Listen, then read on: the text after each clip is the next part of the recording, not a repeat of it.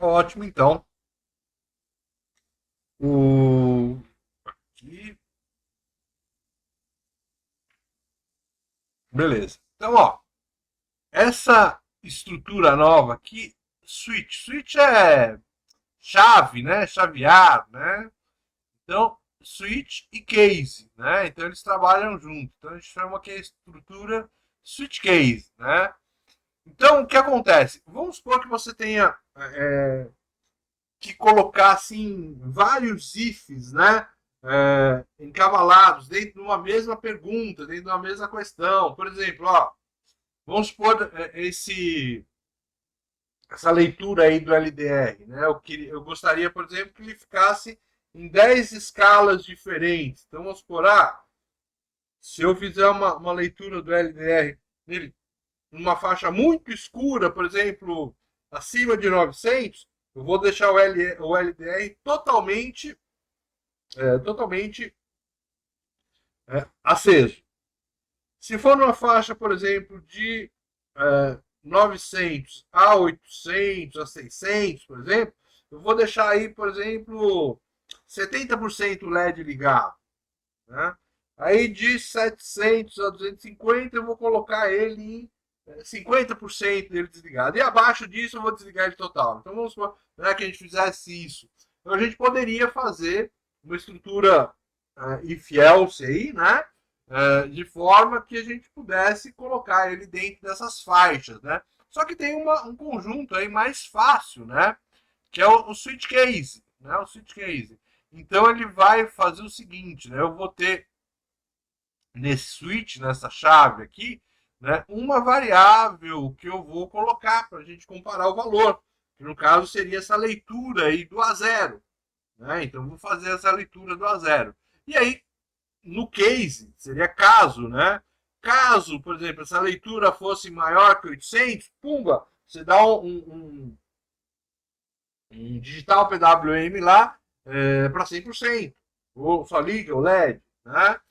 Aí, na outra condição, caso, aí no caso, se você falar maior que 800, né? Então se ele já passou maior que 900, agora maior que 800 ou 600, né? Ele já vai para uma segunda condição em que você coloca o LED em 80, 60% e assim vai, né? Então ele, ele vai trabalhando aí como se fossem aí vários if, else, né? Separando aí por etapas, né? Então, vamos supor aí que a gente tem aí uma variável var, né? Então, switch var. Aí, caso o var aí, né, tem um valor 1, 2, 3, né? Então, vamos supor que eu pego esse variável var, né? E eu coloque ela como alguma coisa, tipo, olha, esse cara aqui pode ser zero, pode ser um, pode ser dois, pode ser três, né? E pode ser qualquer outra coisa aí, né? Mas se o valor for um, case um, né? Você vai fazer um comando e vai usar um break aqui para cair fora, né? Ou nem precisa, às vezes não precisa, dependendo da condição aqui, você não precisa desse break, não. Caso 2, né? Caso esse variável vá a 2, você vai fazer uma outra sequência de comandos. E aí põe o break aqui para ele cair fora, né? E se você, né, eu testei então um, testei o 2 e o default aqui seria outros valores, não foi nenhum, nem dois. Então você pode fazer uma série de comandos aqui, no caso dele ser diferente, né? Ou pode cair fora também, ó. Ele vai, se ele for um, ele faz uma coisa, se ele for dois, ele faz outra. Se Professor, for os licença. outros, ele pode cair fora. Oi? Licença, eu não sei se é só pra mim, mas eu tô com a imagem do Tinkercad ainda do Socorro, Ixi, então na peraí. apresentação. Tá. Só um minuto, peraí. Vamos voltar. O pessoal tá bem pra caramba. Alô? Alô? Ai, gente, pode entrar, meu filho. Ele ainda não fez o cadastro do rostinho dele. Tá bom? Claro, não, ele chegou da Alemanha ontem. Tá, Beleza? não tive tempo ainda de cadastrar, tá bom? Obrigada. Pode. Show. Beleza? Mudou, né? Então vamos lá. O que acontece? Realmente estava lá estranho. Então aqui está o slide aí da estrutura switch case, né? Então beleza, né? Falando aqui de novo, né? O caso, né? Ele vai funcionar como um if encadeado aí, né? E ele vai então comparar esse valor que está no switch e ele vai, dependendo do valor, ele vai executar aí vários comandos diferentes dependendo do case, né? Eu acho que na sintaxe é melhor. Deixa eu limpar isso aqui de novo. Vamos lá. Apagar tudo. Beleza. Então, a sintaxe dela é essa aqui, né? Switch, por exemplo, você coloca uma variável aí. Vamos supor que essa variável var, né? Ela possa ter aí alguns valores inteiros do tipo 1, 2 ou 3, né? Ou qualquer outra coisa aí, 5, 6, 4, né? Então aí, switch var, abre as chaves e aí você vai ter aí os seus cases, né? Os seus cases. Case 1, ele vai fazer uma série de comandos aqui quando o var é igual a 1, né? O break aqui funciona para você cair fora, né? Caso ele seja 1 aqui, né? Nem sempre é preciso utilizar esse case aqui não, tá? O case 2, por exemplo, ele vai executar uma série de comandos aqui, né, referente ao valor igual a 2, né? Da mesma forma, ele pode mandar um break aqui no final para ele cair. E aí você pode, né, continuar aí com os diversos valores, né? 2, 3, 4, 5, 6, até ele não ter mais nenhum valor aceitável, ou você pode utilizar ou você pode usar aqui esse default, né? Então o default vai ser utilizado aí para quando não tem nenhum valor aí, né? Então tudo que for outros valores que você não colocou no case, ele vai entrar no default aqui e vai executar um comando para o default aqui, tá? E o break serve para ele, né? Break é parar, brecar, né? Quebrar, né? Então esse quebra ele vai sair aqui do loop aí, dessa switch var, né? Então código exemplo, né? Switch var, né? Case 1, né? Aquela história, ó, se ele vai fazer alguma coisa se o valor for igual a 1. Case 2, ele vai fazer alguma coisa se var for igual a 2, né? E default, ele vai fazer alguma coisa se nenhum das outras, né, condições aí forem verdadeiras. Esse default aqui é opcional também, né? Então não precisa colocar para todos não, tá? Pessoal, mais alguém aí está tendo áudio cortado, fora a Darlan? Eu também estou tendo. Sim, também estou. Deixa eu tentar aqui mudar o meu Wi-Fi. Espera aí, então. Só um minutinho.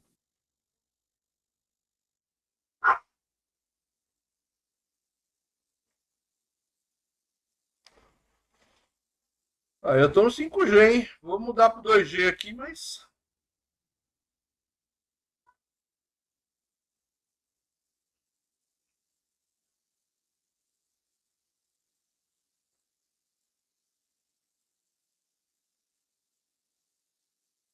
Vamos lá. Vamos ver se melhora agora, hein? Tá? Bom, então, aqui é o código de exemplo, né? Então eu tenho esse switch var. Esse var aqui pode ser 1, pode ser 2, e se ele não for nenhum... Se ele for 1, ele vai executar o que está aqui, né? Se ele for 2, ele vai executar o que está aqui, né? E caso não seja nenhum deles, você pode usar esse default aqui, tá? Se você não colocar default, ele não executa nada, tá? Então ele é opcional aí esse default, tá? Então, a estrutura do switch case é justamente isso aqui, né? Você vai definir o que é que você vai chavear e aí você tem os casos, né? Caso ele seja 1, caso ele seja 2, caso ele seja 3, tal. E aí o código para, né, o case 1, o código para o case 2, o código para o case 3. Executou esse cara, ele já pula para frente, né? Então ele vai executar único e somente um conjunto de códigos aí referente a um case aí, né, verdadeiro. Beleza? Isso aqui é interessante quando você, né, quer tem por exemplo, olha, entre com uma tipo, escolha a opção 1, 2, 3 ou 4, né? Então aí você pode usar um case aí que vai te fazer uma escolha muito fácil aí entre essas opções, 1, 2, 3 ou 4. Isso é muito utilizado aí para esse tipo de colocação. Aí você digita 1, ou digita 2, ou 3 ou 4, ou tem sempre aquele que digita alguma coisa que não é, né? Ah, eu vou digitar 8, né? Vamos ver o que ele vai fazer, né? Então, por quê? Porque foi o usuário que digitou, né? Então aí o usuário digitou 8, a 8 não é opção, né? Então,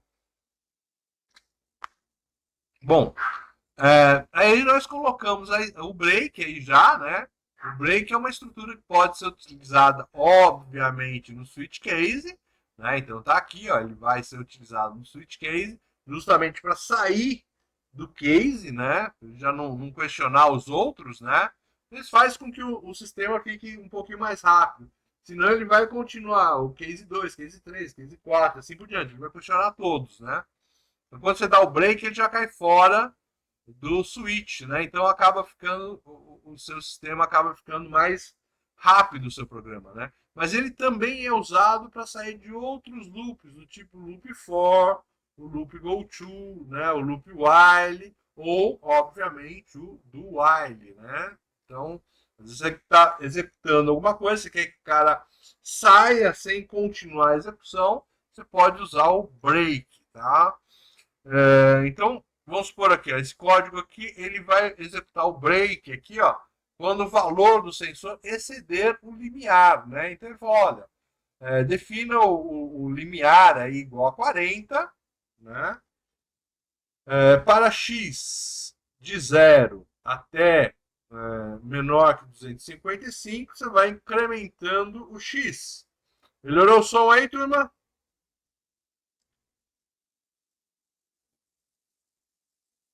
O som melhorou? Pelo menos para mim ainda oscila às vezes, mas bem menos do que antes. Tá lá melhor.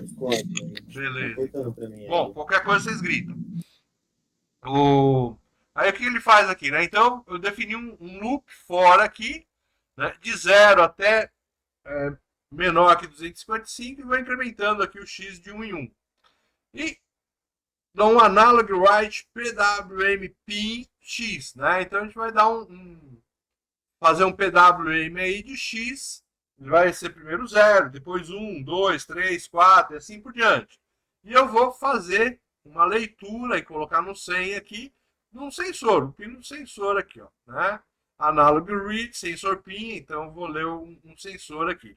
Se o sensor for maior que o limite, for maior que aquele 40, o que eu vou fazer? Eu vou zerar aqui de novo, né? E vou dar um break, ou seja, ele vai cair fora. Se não, eu vou dar um delay e vou continuar, né? Vou escrever outro PWM e tal, e aí vou incrementando. Você vai incrementando, incrementando, incrementando. Se ele chegar acima do limiar, que é 40, esse sensor aí, pumba, você cai fora, tá bom? Então é interessante aí para você fugir aí desse loop, tudo bem? Entenderam aí o processo?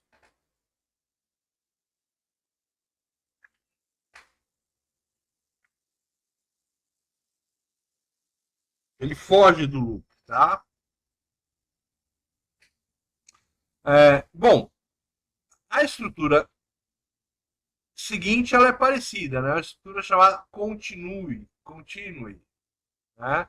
Então ela vai pular o resto da interação, né, de um loop, né? Aí obviamente o loop for, while, né, ou do while aí, né? Ele vai continuar a checar a condicional sem fazer as interações subsequentes aí. Então ele vai direto, né? Quando ele chega no continue, ao invés dele continuar, ele executar os comandos a seguir, ele, pumba, ele vai e vai adiante, né? Vai adiante sem executar esses comandos aí, né? Então, o código exemplo aí, ó, eu tenho é, esse PWMPIN, ó, ele vai colocar valores aí de 0 a 255 aí nesse PIN no PWMPIN. Só que ele vai pular aí, ó, valores de 41 a 119. São valores, sei lá, podem não ser interessantes, né? Então, ó, eu fiz um for, né? Para uma variável x aqui, ela variando de 0 até 255, né? E eu vou incrementar o x de 1 em 1. E vou colocar aqui, ó, se o x for maior que 40 e menor que 120, ou seja, né, de 41 até 119, está valendo isso aí. O que eu vou fazer? Eu vou executar um continue, ou seja, eu vou sair daqui e vou fazer a próxima interação, sem fazer esses dois comandos aqui de baixo, aqui, ó, né? Então vamos supor, a primeira vez que eu passo aqui, x é igual a 0. Então esse if aqui, não, ele não executa o if. Aí ele faz um analog write e faz o delay. Aí ele vem aqui para cima de novo, x é incrementado, x é igual a 1. Aí ele vem aqui no if, opa, vai adiante, porque não satisfaz a condição. Aí ele faz um novo analog write e um novo delay. E vai para a condição. Quando o x for 41, o que acontece? Ao invés dele passar aqui para baixo, ele vai no continue, ou seja, ele vai para 42, 43, 44, até esse cara chegar em 119. Quando chegar em 119, é a última vez que ele volta aqui a interagir, né, com o for. Que aí ele vai ser 120, aí 120 ele vai pular e vai continuar aí, ó, de 120 até 255. Ele vai escrever de novo PWM, né, e vai fazer o atraso aí de 50 milissegundos. Beleza. Então ele é interessante, né? Porque ele faz com que o seu sistema também ande mais rápido, né? Ele não vai fazer essa faixa aí que não interessa de 41 até 119, ele simplesmente pula, né? Sem executar o delay, sem executar a escrita em PWM. Então ele faz com que o seu programa aí ele fique mais rápido, né? Ele fique mais rápido. Justamente porque ele salta valores que não te interessam, né? Não te interessam. Ok? Dúvidas? Beleza. Então, ó, a gente tem uma estrutura aqui que é a return, né, outra estrutura. Essa return é o seguinte, né? Ele vai... Às vezes a gente gerou... Então, nas últimas aulas aí, nós geramos uma subrotina, né? E ao final da subrotina, para ela acabar, concluir a subrotina, eu uso justamente esse comando aqui, que é o comando return, né? Para retornar aí. E o interessante é que ele pode retornar, né, ou sem nenhum valor, então nos exemplos que a gente fez, a gente colocou sem nenhum valor, ou ele vai retornar, né, com um valor aí, né, que a gente vai desejar. Então, ambos os casos aí são válidos. Imagina o seguinte, ó, eu vou fazer uma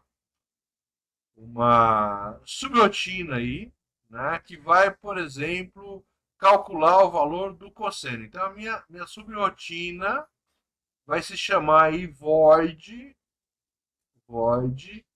cosseno. E, obviamente, quando você vai fazer um cosseno, então vamos supor, eu vou chamar essa void de cosseno. Como é que você vai chamar ela? Você vai chamar do tipo, olha, eu quero saber o cosseno de 30. Né? Sim, x igual, né, atribua a x o valor de cosseno de 30. Aí o que vai acontecer? Ele vai justamente para essa subrotina chamada void cosseno.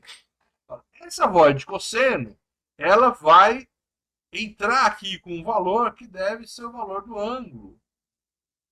No caso, aquele ângulo ali de 30, né? O ângulo de 30. E aí, dentro dessa void cosseno, né, você vai realizar aí o cálculo do cosseno desse ângulo. Seja o cosseno de 30, seja o cosseno de 45, enfim. O cara colocou um valor de cosseno, você tem que dar um jeito de calcular ali. Né? Então é uma rotina para calcular o valor do cosseno. E esse valor, o que acontece? Na hora que ele voltar aqui para cá, para x igual ao cosseno de 30, eu vou ter que retornar com o quê? Eu vou ter que colocar em x o valor do cosseno de 30. Como é que ele vai voltar, então? Né? A última etapa, né, das instruções que eu vou colocar aqui vai ser justamente o return. Né? Eu vou colocar um return. Eu vou colocar um return. E esse return vai ter que voltar com um valor, né? Ou uma variável, uma constante. No caso, né? Esse valor aqui, esse return vai ter que voltar com o valor do cosseno. Né? Então ele vai voltar com o valor do cosseno, ponto, que foi calculado dentro dessa subrotina aqui, e na hora que ele voltar, ele já retorna, né, com esse valor aí. Então, entrou com 45, x igual ao cosseno de 45. Aí ele vai para o void, entra esse ang aqui, já entra o ang 45. Aí ele executa toda a subrotina aqui interna e quando ele põe esse return, o valor do cosseno tem que estar lá o 0,707, né? E ele vai atribuir a x qual o valor? 0,707, que é o cosseno de 45, tá? Bom, o valor aqui, né? Vamos supor aqui, ó, né? Esse exemplo aqui é legal, que é bem... Ele vai olhar o sensor, né, e vai comparar com o limiar. Dependendo desse valor do limiar, ele vai retornar com os valores 0, 1, né? Então, ó, int checa sensor, né? Então é a minha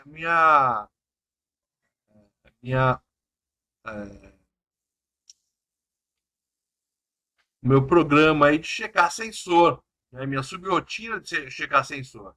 Então ele vem lá, if analog read 0, então meu sensor está lá no 0, né? Se ele for maior que 400, que é lá o meu limiar, ele vai retornar com 1. Caso contrário, else retorna 0. Né? Então, depende do que você ler aí no sensor, né? Ele vai voltar com 1 ou vai voltar com 0, né? Cada vez que você manda checar o sensor. Então, esse sensor pode ser qualquer coisa, por exemplo, pode ser aquele LDR, né? Leu o LDR, o valor foi maior que 400, retorna com 1, acende o LED. O valor foi menor que 400, retorna com 0 e apaga o LED. Então, isso é um exemplo legal para utilizar, né, a estrutura return. Tá? E ela é útil também, essa palavra-chave return, essa estrutura return, ela é legal aí quando a gente quer testar uma sessão, parte de um código, né? Então, em vez da gente comentar essa sessão muito grande aí que a gente não quer executar, eu posso simplesmente colocar um return aí. Então, tudo que tiver para baixo do código aí vai ser desprezado, aí não vai ser executado, tá bom? Não vai ser trabalhado aí o que tiver embaixo. Então, ele é bom, ele é interessante aí para a gente trabalhar justamente essa parte aí de testar nosso software, né? Então, às vezes eu estou com algum problema, ele está funcionando bem, aí a gente vai lá e faz um teste nesse software aí, tá? Beleza? Então, as estruturas que a gente tinha aí para trabalhar hoje eram essas aí, tá? Então, basicamente, elas estavam faltando, né? While, do while, switch case, né? E aí algumas palavras como a break, continue, return, né?